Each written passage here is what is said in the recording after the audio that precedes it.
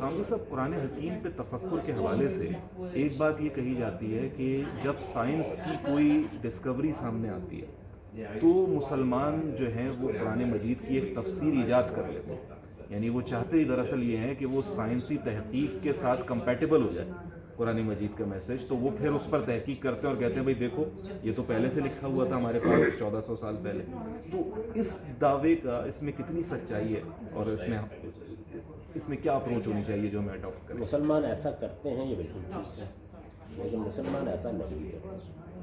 میرے جلیل القدر استاد مولانا مینا سے اسلامی نے تدبر قرآن لکھنا شروع کیا سن 56 میں, یہ 79-80 میں آ کر ختم ہوئی.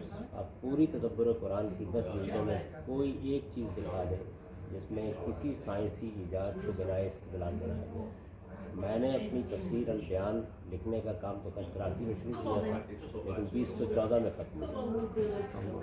ابھی اس کی مجلدات شائع ہوئے ہیں 5 کسی جگہ بتایا. مسلمان کام بھی کرتے ہیں یہ کام.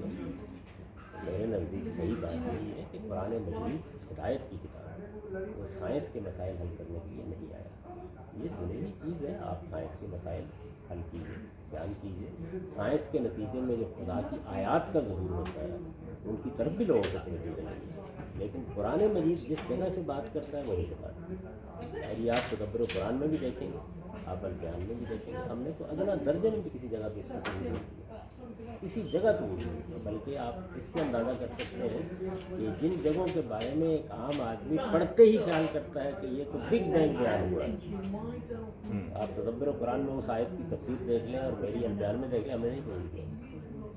اس لیے کہ قرآن کا سیاق اس کو ہے.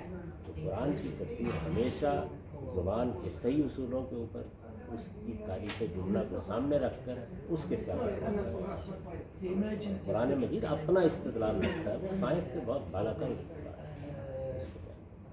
الحمدللہ.